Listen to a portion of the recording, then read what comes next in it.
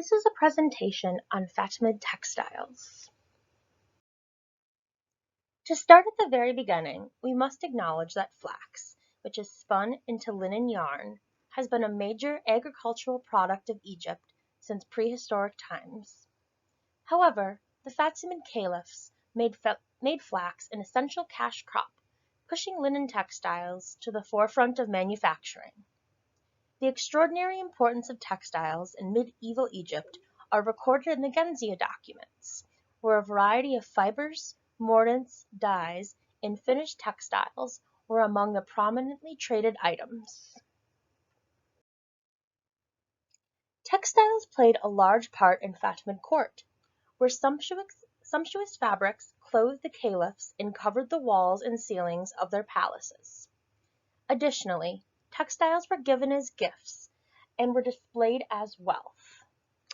Before we move on, I want to explain what a taraz textile is. Taraz is usually a word used to explain medieval Islamic embroideries, usually in the form of bands or on robes. They were bestowed upon high-ranking officials who showed loyalty to the caliphate, and they were often used with threads of precious metals and decorated with complex patterns.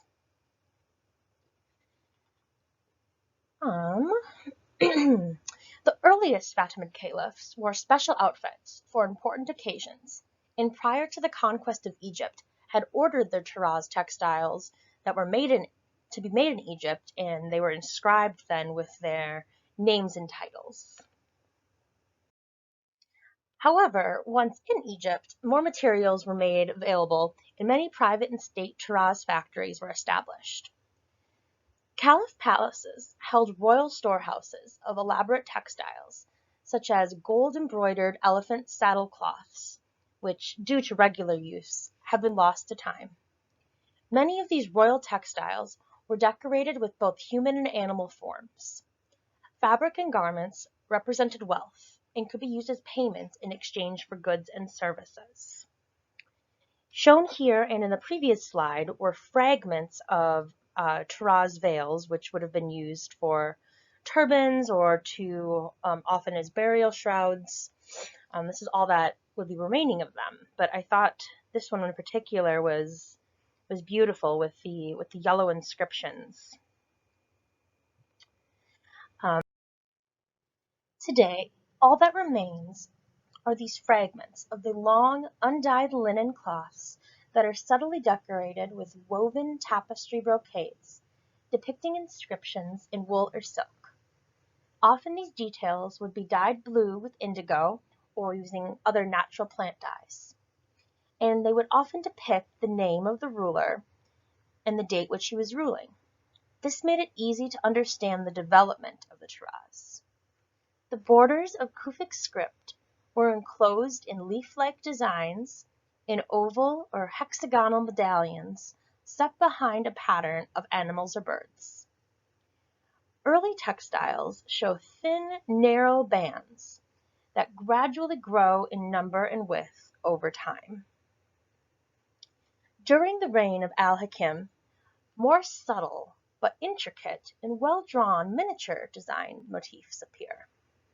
Following his death, techniques became more varied, within the same general layout of medallion bands between Kufic borders. These long pieces of woven fabrics were then used as turbans or yardage for garments or, as I stated before, burial shrouds. Unfortunately, all that remains are these fragments, as over time, grave robbers discarded much of the unwanted plain yardage and kept only the border pieces with inscriptions.